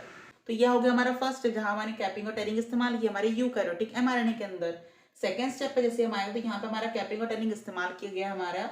उसके बाद इसके अंदर ये हमारी पूरी एमआरएनए की चेन है, जिसके ऊपर कुछ कुछ हमारे मैनर के ऊपर यूटीआर लगे हुए, जो कि होते हैं हमारे अनट्रांसलेटेड रीजन हमारे एमआरएनए के ऊपर, जो कि हम एक तरीके से क्या कहते हैं, वो भी बिल्कुल स्टॉप कोडोन की तरह ही होते हैं। इसके अंदर कोई भी हमारा कोडोन नहीं होता, कोई भी अमीनो एसिड को ये कोड नहीं करते, प्रोटीन सिंथेसिस में भी ये हेल्प नहीं करते। एक तो आ गया हमारा यूटी और दूसरा आ जाएगा हमारा यूएए जो हमारा स्टॉप कोडन होता है। तीन होते हैं ना हमारे, यूएए, यूएजी और यूजीए, ये हमारे तीनों स्टॉप कोडन होते हैं। अगर कहीं पे भी अगर हमारे एमआरएनए में तीनों कोडन पाए जाते हैं कहीं पे रीजन के ऊपर किसी भी स्ट्रैंड के, तो वहां पे हमारा क्या हो जाएगा, स्टॉप हो जाएगा हमारा ट्रांसलेशन प्रोसेस और वहां से हमारा डिटैच हो जाएगा हमारा पॉलीपेप्टाइड चेन, जो कि हमारी जितनी प्रोटीन बनेगी वहां से ऑटोमेटिकली डिटैच हो जाएगी। तो जैसे हम यहाँ पे देखेंगे तो यूटीआर यहाँ पे लगा हुआ है जो कि कोई ट्रांसलेशन यहाँ पे नहीं करेगा किसी भी अमीनो एसिड को। तो यूटीआर के ऊपर तो हमारा टीआरएनए ज्वाइन नहीं हो सकता ना, क्योंकि वहां पे कोई ट्रांसलेशन ही नहीं होगा। तो हमारा टीआरएनए क्या करता है, आगे वाले शिफ्ट हो जाता है हमारे कोडोन के ऊपर, जो कि होता है हमारा एयूजी। एयूजी क्या होता है, हमारा स्टार्टिंग और इनिशिएशन कोडोन होता है हमारे ट्रांसलेशन रीजन में भी। सबके अंदर हमारा एयूजी क्या होता है, हमारा इनिशिएशन कोडोन होता है, इनिशिएशन फैक्टर होता है, जो कि हमारे ट्रांसलेशन को क्या करेगा, एक्टिवेट करेगा। तो जो हमारा एक्टिवेटेड चार्ज इनिशिएशन टीआरएनए है वो यहाँ पे आके बाइंड होगा, जो कि कोड करता है किसको, एयूजी को। एयूजी होता है हमारा स्टार्टिंग कोडोन। तो स्टार्टिंग कोडोन के साथ हमारा टीआरएनए आएगा, ज्वाइन करेगा, और इसी का कॉम्प्लीमेंट्री स्ट्रैंड जो टीआरएनए का होगा जिसको कोड करेगा हमारा एयूजी को, मिथोनिन अमीनो एसिड को, वो यहाँ पे आके क्या करेगा, बाइंड करेगा हमारे एमआरएनए के स्ट्रैंड के ऊपर। तो ए का कॉम्प्लीमेंट्री स्ट्रैंड क्या होगा, हमारा यू होगा, यू का होगा हमारा ए और जी का होगा हमारा सी। तो मतलब जो टीआरएनए के पास हमारा एंटी कोडोन रहेगा कौन सा, यूएससी का, तो वो वाला कोडोन यहाँ पे हमारे कोडोन के साथ मैच करेगा हमारा एंटी कोडोन वाला टीआरएनए, और यहाँ पे कोड करेगा हमारे किसे, मिथोनिन को। तो एयूजी हमारा मिथोनिन को कोड करता है, तो वो वाला अमीनो एसिड यहाँ पे क्या करेगा, टीआरएनए के साथ बाइंड हो जाएगा। कंफ्यूजिंग नहीं है ज्यादा टॉपिक, ये आपको बस ध्यान समझना है मैं क्या क्या बोल रहा हूँ, सिर्फ उसे ध्यान सुनिएगा और डायग्राम पे एकदम फोकस करके देखिएगा। यहाँ पे हमारा टीआरएनए क्या करेगा, कॉम्प्लेक्स फॉर्मेशन करेगा हमारा, जो कि एयूजी के बिल्कुल कॉम्प्लीमेंट्री एंटी कोडोन उसके पास होंगे, वही वाला टीआरएनए क्या करेगा, यहाँ पे आके बाइंड होगा। तो एयूजी का हमारा कॉम्प्लीमेंट्री सीक्वेंस क्या होता है, यूएसी, जिसके पास ये टीआरएनए के पास सीक्वेंस होगा और उसके ऊपर कोड होगा हमारा मिथोनिन, वही आके हमारे एयूजी के ऊपर बाइंड करेगा। हमने जेनेटिक कोड में पढ़ा था ना कि एयूजी का हमारा ड्यूअल फंक्शन होता है, एक तो मिथोनिन को कोड करता है और हमारा इनिशिएशन कोडोन भी ये पाया जाता है। तो इसके ऊपर एयूजी के ऊपर हमारा मिथोनिन अमीनो एसिड वाला टीआरएनए क्या करेगा, बाइंड करेगा और यहाँ पे कॉम्प्लेक्स प्रोटीन फॉर्म करेगा। उसके साथ साथ ये हमारे जो एमआरएनए का है उसके नीचे हमारा स्मॉलर सब यूनिट जो रहेगा राइबोसोम का, वो इसके ऊपर आके बाइंड हो जाएगा। अब स्मॉलर सब यूनिट बाइंड हुआ तो हमारा लार्जर सब यूनिट बोलेगा मैं क्यों पीछे हटूं, मैं भी आऊंगा। तो वो हमारा सब यूनिट क्या होता है, लार्जर वाला, वो भी इसके ऊपर बाइंड कर जैसा है। तो यहाँ पे क्या होगा, जैसे ही हमारा एमआरएनए यहाँ पे बाइंड होगा हमारे राइबोसोम के दोनों सब यूनिट्स के साथ, तो यहाँ पे आप देख सकते हैं यहाँ पे कॉम्प्लीमेंट्री कॉम्प्लेक्स बन गया हमारा, जो कि प्रोसेसिंग यूनिट हमारी किसमें आती है, पी साइड के ऊपर हमारे राइबोसोम की। तो यहाँ पे क्या करेगा, ये वाला एंटी कोडोन ये वाले कोडोन के ऊपर ट्रांसलेशन करेगा और यहाँ पे जो हमारा मिथोनिन यहाँ से हमारा बन जाएगा हमारा अमीनो एसिड उसके ऊपर। तो यहाँ से क्या करेगा, ये वाला मिथोनिन एसिड हमारे वेलिन के साथ मिलेगा और यहाँ पे पॉलीपेप्टाइड चेन का फॉर्मेशन करेगा। क्यों करेगा, क्योंकि देखो एयूजी का यहाँ पे काम हो गया हमारा टीआरएनए का, एयूजी के ऊपर मिथोनिन कोड कर दिया, अब इसका काम खत्म हो गया तो ये आगे खसक जाएगा। ठीक है, ये हमारा राइबोसोम यहाँ चलना शुरू कर देगा, कॉम्प्लेक्स प्रोटीन बन गया है ना, अब यहाँ पे पेट्रोल लगे गाड़ी में तो आगे गाड़ी चलना चालू कर देगी। तो जैसे यहाँ पे कॉम्प्लेक्स प्रोटीन बन गया तब धीरे धीरे धीरे हमारे आगे मूव करने लगेगी हमारे एमआरएनए के ऊपर। तो नेक्स्ट टाइम हम देख सकते हैं both the amino acid by joined by the peptide bond, this bond is formed by the R ribosome। तो जैसे यहाँ पे वेलिन का हमारा अमीनो एसिड जुड़ेगा हमारे टीआरएनए के साथ और यहाँ पे कॉम्प्लेक्स प्रोटीन दूसरा फॉर्म करेगा हमारे किसके, ए साइड के ऊपर, हमारे राइबोसोम के सब यूनिट लार्जर वाले के ऊपर। तो आप देख सकते हैं यहाँ पे हमारे दोनों अमीनो एसिड क्या है, ज्वाइंट हमारे पेप्टाइड बॉन्ड से, जो कि फॉर्मेशन कौन करता है, हमारे राइबोसोम आरएनए, कि क्या कहेंगे हम उसे, आर आरएनए कहते हैं। तो राइबोसोम एंड आरएनए हमारे बिल्डिंग ब्लॉक पे होता है हमारे राइबोसोम को बनाने के लिए। दूसरा उसका काम क्या होता है, यहाँ पे पेप्टाइड बॉन्ड फॉर्मेशन करना हमारे अमीनो एसिड के साथ। अब देखेंगे हम, तो जैसे यहाँ पे हमारा अमीनो एसिड के बीच में पेप्टाइड बॉन्ड फॉर्मेशन हो गया दोनों अमीनो टीआरएनए के अमीनो एसिड के साथ, तो आगे क्या होगा, ये हमारे राइबोसोम जो है वो मूव करते जाएगा आगे आगे, क्योंकि अभी चार्ज हो गया ना, मतलब अच्छे से हम इसके अंदर पेट्रोल भर दिए हैं, अब गाड़ी आगे मूव करने लगेगी हमारे एमआरएनए के स्ट्रैंड के ऊपर। तो नेक्स्ट स्टेप में क्या होगा, हमारे जैसे हमारा मिथोनिन और वेलिन बनते जाएगा, पेप्टाइड बॉन्ड फॉर्मेशन करते जाएगा हमारे नए नए अमीनो एसिड्स का, तो जैसे ही राइबोसोम आगे खसकेगा हमारे सब यूनिट लार्जर और स्मॉलर, तो आप देख सकते हैं पी यूनिट जैसे हमारी खसकी आगे हमारे ए के पास, तो क्या हुआ, जो पीछे वाला हमारा अमीनो एसिड बना था टीआरएनए के साथ, तो अमीनो एसिड तो वही हमारे पेप्टाइड बॉन्ड के साथ अमीनो एसिड जुड़ा हुआ है, पर जो टीआरएनए था वो यहाँ से डिटैच हो जाएगा, एक्सिट हो जाएगा हमारे किससे, ई साइड के हमारे राइबोसोम से। तो जैसे ही वो एक्सिट हो जाएगा यहाँ पे क्या होगा, मिथोनिन बच जाएगा, वेलिन बच जाएगा और नया यहाँ पे क्या आ जाएगा, हमारा टीआरएनए कॉम्प्लेक्स बन जाएगा हमारे सिस्टीन के साथ, क्योंकि सिस्टीन किसके लिए कोड करता है, हमारा यूजीसी के लिए। तो यूजीसी के कॉम्प्लीमेंट्री जो भी स्ट्रैंड रहेगा हमारे टीआरएनए का वो यहाँ पे बन जाएगा और इसके साथ बनते जाएगी हमारी पूरी पॉलीपेप्टाइड की अमीनो एसिड की चेन। आप देख सकते हैं यहाँ पे जो चेन बनी है, अब नया यहाँ पे कौन सा जुड़ते जा रहा है हमारा नया कोडोन के लिए, न्यू टीआरएनए बनते जा रहा है हमारे किसके ऊपर, ए साइड के ऊपर। तो ए साइड के ऊपर हमारा नया आ जाएगा हमारा आइसोल्यूसिन अमीनो एसिड, जो कि किसके लिए कोड करता है, AUC। तो इसका एंटी कोडोन क्या होगा हमारा, U आएगा, A आएगा और G आएगा, AUG, जो कि स्टार्टिंग कोडोन की तरह दिख रहा है पर इसका वो कॉम्प्लीमेंट्री है, तो वो यहाँ पे आएगा और आइसोल्यूसिन के साथ ज्वाइन करेगा। समझ आया आपकी बात। तो जैसे ही आइसोल्यूसिन के साथ ज्वाइन करेगा तो ये आगे और राइबोसोम हमारा खिसक जाएगा। उसके बाद हम अगले स्टेप के बारे और देखते हैं इनके बारे में। कुछ यहाँ पे पॉइंट्स लिखे उसके पहले हम पढ़ लेते हैं। Now the unit of ribosome start moving over the mRNA and form the peptide bond chain formation of amino acid। तो जैसे यहाँ पे हमारा कॉम्प्लेक्स फॉर्म होगा ये आगे मूव करने लग जाएगा हमारे mRNA स्ट्रैंड के ऊपर हमारा राइबोसोमल कॉम्प्लेक्स, और बनाते जाएगा हमारे किसकी, पॉलीपेप्टाइड बॉन्ड के कारण हमारे अमीनो एसिड को जोड़ते जाएगा और एक पॉलीपेप्टाइड की चेन बनते जाएगी यहाँ पे। और क्या करेगा, हमारी पेप्टाइड बॉन्ड को क्या करते हैं, जोड़ते जाएगा हमारे दोनों अमीनो एसिड्स को और पॉलीपेप्टाइड की पूरी चेन बना देगा, जो कि हमारे प्रोटीन सिंथेसिस में हेल्प करेगी।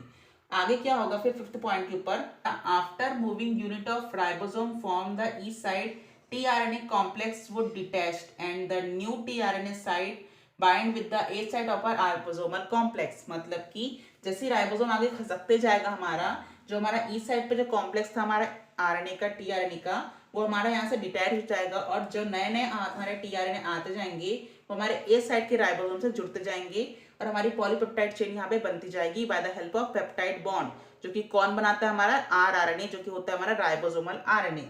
आई होप कि आपको समझ आया होगा ये। अगले स्टेप के ऊपर हम मूव करते हैं नेक्स्ट स्लाइड के ऊपर, कि आगे जब ये बनते जाएगा तो ये रुकेगा कहाँ, कहाँ इसका टर्मिनेशन पॉइंट होगा, उसको हम अगले स्लाइड के ऊपर देखते हैं। अगर आपको ये डायग्रामेटिक व्यू अच्छे से समझ आया होगा तो वीडियो को लाइक कीजिएगा।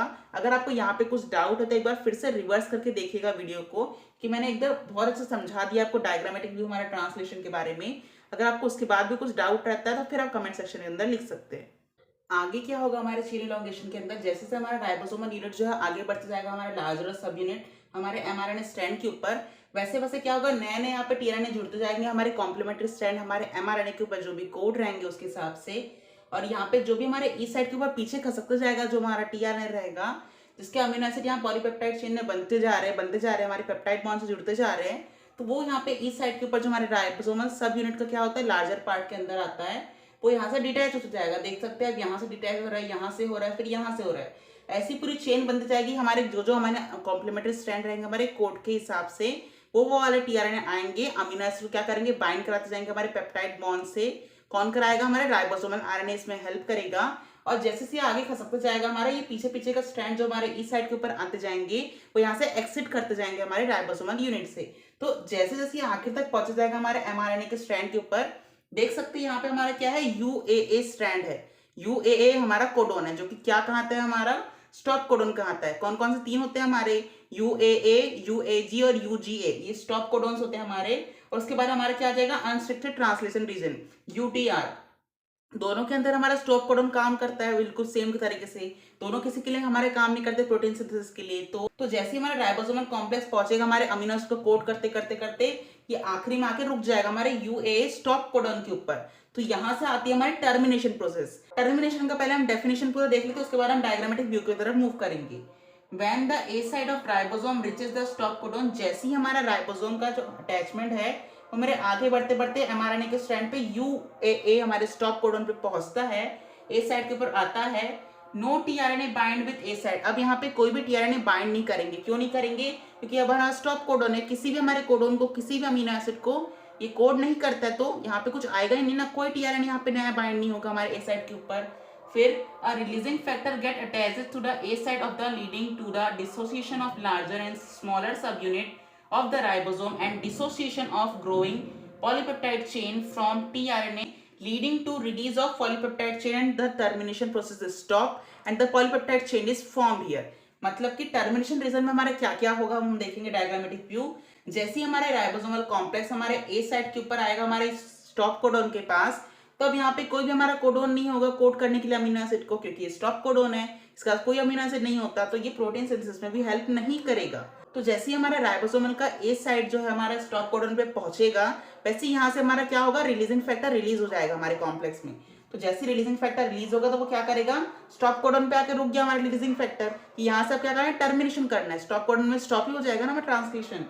जैसे हमारा रिलीजिंग फैक्टर आया, आप डायग्राम में देख सकते हैं टर्मिनेशन के, तो यहाँ से क्या हुआ, पॉलीपेप्टाइड चेन पूरी अलग हो गई, टीआरएनए था वो भी अलग हो जाएगा, राइबोसोमल के कॉम्प्लेक्स है वो भी दोनों अलग हो जाएंगे, सब यूनिट के, लार्जर अलग हो जाएगा, स्मॉलर सब यूनिट अलग हो जाएगा।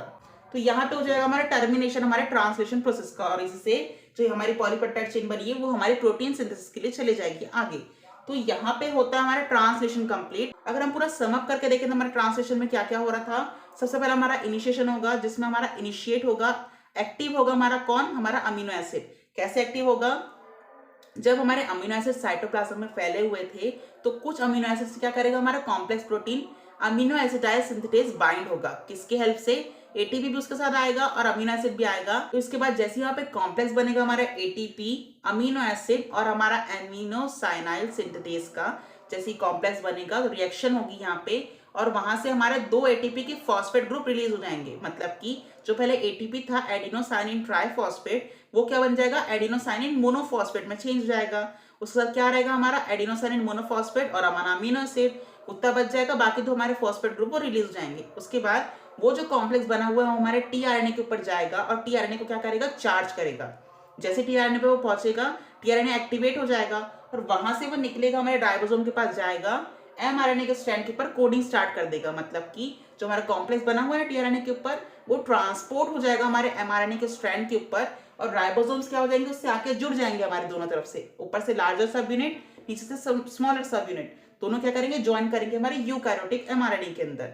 उसके बाद चेन इलॉन्गेशन स्टार्ट हो जाएगी। जैसे जैसे हमारा राइबोसोमल कॉम्प्लेक्स बढ़ते जाएगा आगे की तरफ हमारे एमआरएनए के ऊपर, हमारे टीआरएनए क्या कर जाएंगे, जुड़ते जाएंगे हमारे ए साइड के ऊपर। ए साइड पे क्या होगा, नए नए टीआरएनए जुड़ते जाएंगे हमारे कॉम्प्लीमेंट्री स्ट्रैंड, जो हमारे कोडोन है हमारे एमआरएनए के अंदर, उससे कॉम्प्लीमेंट, मतलब यहाँ पे जैसे एयूजी हमारा इनिशिएशन कोडोन है तो इसका कॉम्प्लीमेंट्री क्या करेगा, हम यहाँ पे यूएसी, ये इसका कॉम्प्लीमेंट्री होगा, उसके ऊपर लगा होगा मिथुनिन वाला अमीनो एसिड।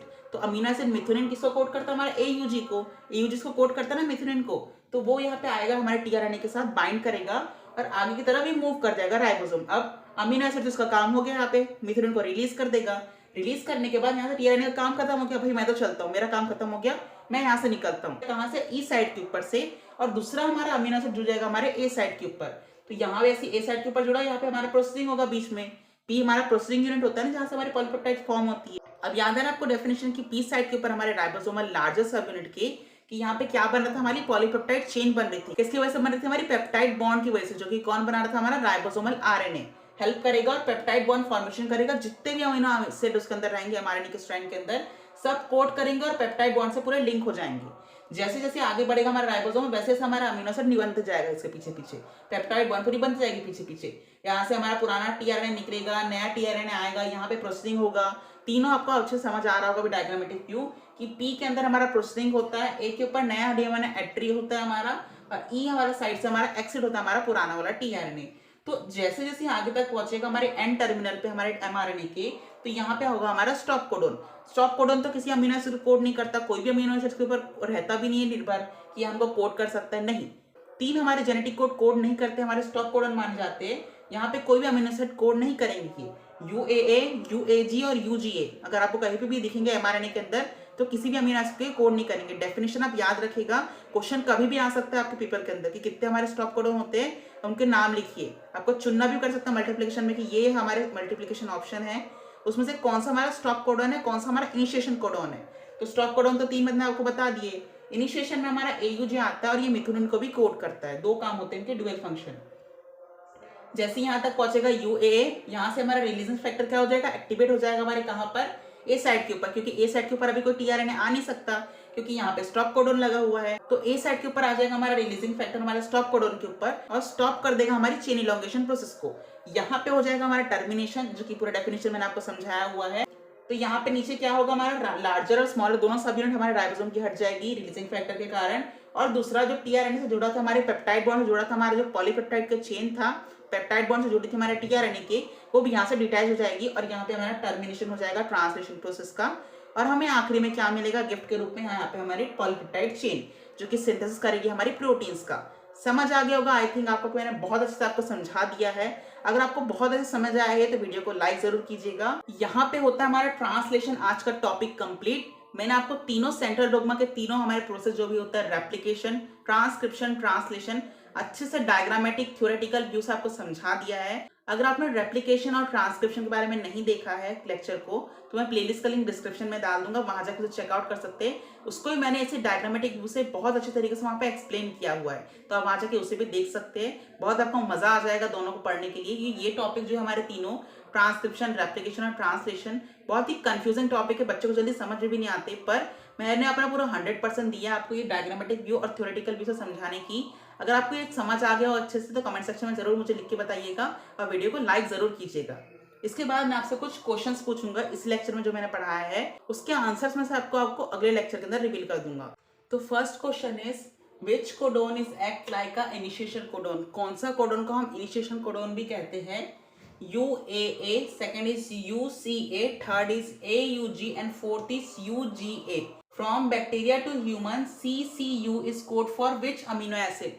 मतलब कि बैक्टीरिया से ह्यूमन तक के सारे कोडोन में से CCU कोडोन जो होता है वो किस अमीनो एसिड को कोड करता है? Option A is phenylalanine, option B is isoleucine, third is tryptophan and fourth is proline.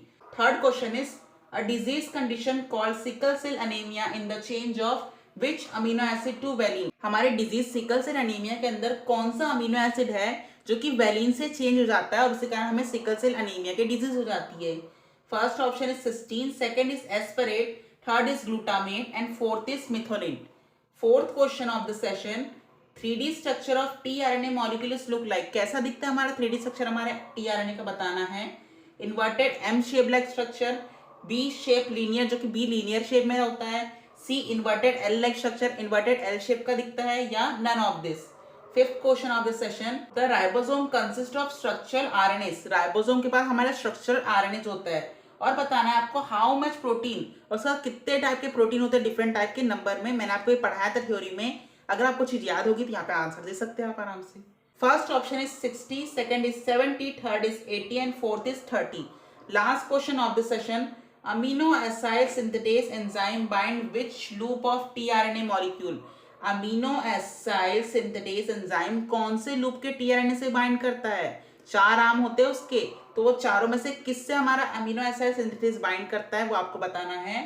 First is D loop, second is variable loop, third is anticodon loop and fourth is all of this, मतलब सबसे bind करता है। ये सब questions के answer आप comment section में भी देख के जाएंगे। इनके आंसर मैं आपको अगले लेक्चर में रिवील कर दूंगा, और इसके बाद जो मैंने लास्ट टेस्ट में आपसे क्वेश्चंस पूछे थे उसके आंसर मैं आपको अगले स्लाइड के ऊपर रिवील कर दूंगा। आप चेक कर लीजिए कि आपके उसमें से कितने क्वेश्चन सही हुए हैं और मुझे कमेंट सेक्शन में जरूर बताइएगा। ये हमारे लास्ट क्विज के आंसर, आप चेक करके मुझे बताइए कमेंट सेक्शन के अंदर आपके कितने क्वेश्चन सही हुए हैं। फर्स्ट का आंसर था ट्रांसक्रिप्शन, सेकंड का था हमारे जीन की फंक्शन यूनिट क्या होती है, वो थी हमारे सिस्ट्रोन। इंट्रोन को निकाल के एक्सोन को जोड़ने की प्रोसेस को हम क्या कहते हैं? स्प्लाइसिंग। AUG जो होता है हमारा इनिशिएशन कोडोन होता है। mRNA क्या होता है? हमारा मैसेंजर RNA होता है। 6 हो जाएगा हमारा tRNA जो कि क्या करते हैं? ट्रांसलेट करेगा हमारे सारे जेनेटिक कोड्स को। ये सारे आंसर के आप मुझे बताइएगा आपने कितने क्वेश्चन इसमें सही किए हैं। इसी के साथ आज का लेक्चर हमारा यहाँ पे कंप्लीट होता है। अगर आपको आज के लेक्चर में कोई भी डाउट है, वैसे तो नहीं होना चाहिए क्योंकि मैंने हर एक टॉपिक आपको अच्छे से समझा दिया, विजुअलाइजेशन करा दिया डायग्रामेटिक व्यू से भी। फिर भी अगर आपको कोई भी टॉपिक में अगर डाउट है तो आप कमेंट सेक्शन के अंदर पूछ सकते हैं। मिलते हैं अगले लेक्चर के अंदर। Stay safe, stay happy.